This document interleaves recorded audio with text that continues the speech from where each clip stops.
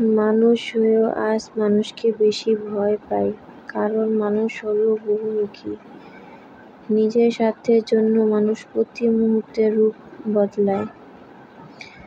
আসসালামু আলাইকুম, সবাই কেমন আছেন? আশা করি সবাই ভালো আছেন। আমিও আল্লাহর রহমতে ভালো আছি। কে কোথা থেকে আমার এই ভিডিওটা আজকে দেখতেছেন অবশ্যই কমেন্ট করে জানাবেন। আর আমার ভিডিওটা দেখে একটা লাইক কমেন্ট করে যাবেন। আর যারা নতুন আছেন তারা আমার চ্যানেলটাকে সাবস্ক্রাইব করে আমার পাশে থাকবেন। তো ওই যে সকাল সকাল একটু বের হয়েছি আমার হাজবেন্ডের সাথে।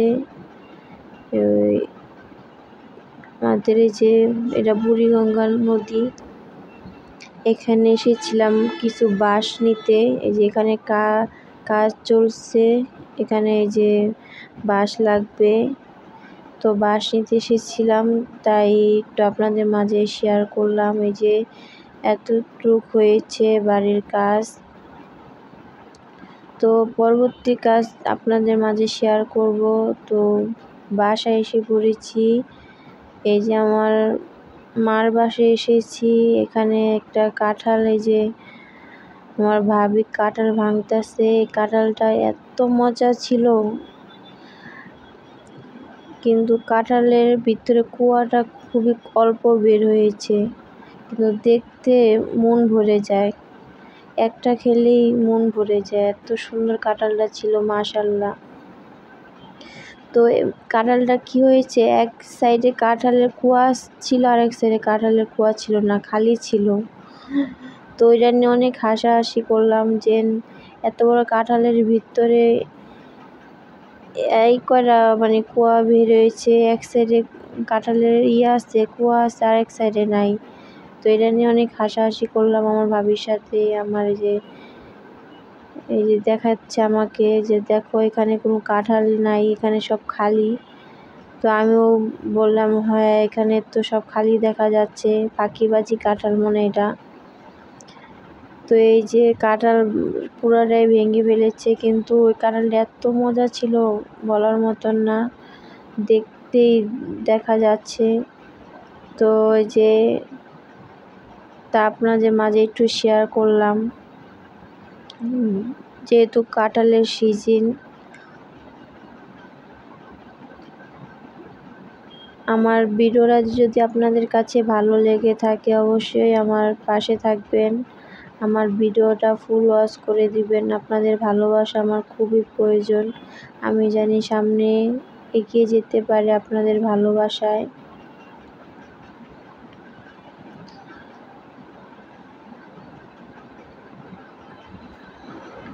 তো এখানে যে মুরগির পাগুলা মুরগি যখন আনা হতো তখন মুরগির পাগুলো আমি রেখে দিতাম, রান্না করতাম না, আলাদাভাবে রান্না করার জন্য রেখে দিতাম।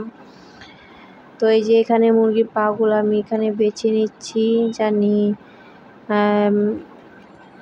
ভালোভাবে পরিষ্কার করে নিচ্ছি রান্না করার জন্য।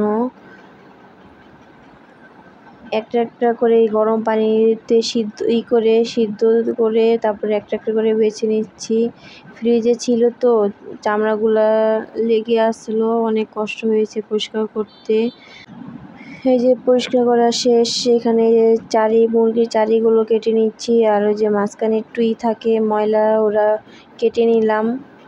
এরা খেতে কেমন জানি লাগে, ভক্তিতে নেয় না, তাই মাঝখানে ইটটি আমি কেটে ফালিয়ে দেই।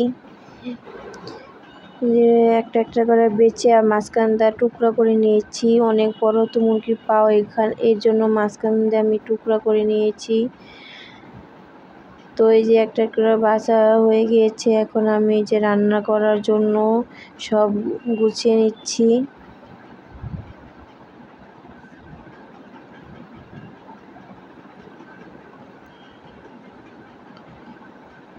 যে একটু আলু দিয়ে একটু রান্না করব,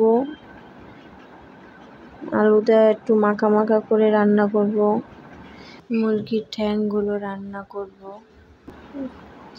জানি ভালো লাগে। তো আমার এই যে মুরগির ঠ্যাং রান্না কীরকম হয়েছে অবশ্যই কমেন্ট করে জানাবেন। আর কোনো ভুল হয়ে থাকে অবশ্যই ক্ষমা দৃষ্টিতে দেখবেন। আমি তেমন একটা ভয়েসের এত না, ভয়েস তেমন একটা দিতে পারি না। সবাই অনেকে দেখি কত সুন্দর করে ভয়েস দেয়, তেমনটা আমি দিতে পারি না। আমার ভিডিও যদি আপনাদের কাছে অবশ্যই ভালো লেগে থাকে অবশ্যই একটা লাইক কমেন্ট করে ক্রস করে দিবেন আর সাথে থাকবেন। আপনাদের ভালোবাসায় আমি সামনে এগিয়ে যেতে চাই। তো এই যে আমার মুরগির ঠ্যাং রান্না হয়ে গিয়েছে। এই যে মুরগির ঠ্যাংগুলো আমি এই যে শুকনো মরিচ বেটে তারপরে যে রান্না করেছি। আর এই তো এই দুপুরবেলা সিঙ্গারা নিয়ে এসেছে, তাই আপনাদের মাঝে একটু শেয়ার করলাম। তো আজকের ভিডিও এই পর্যন্তই। সবাই ভালো থাকবেন, সুস্থ থাকবেন আর পরবর্তী ভিডিও দেখার জন্য অপেক্ষা করবেন। আল্লাহ হাফেজ।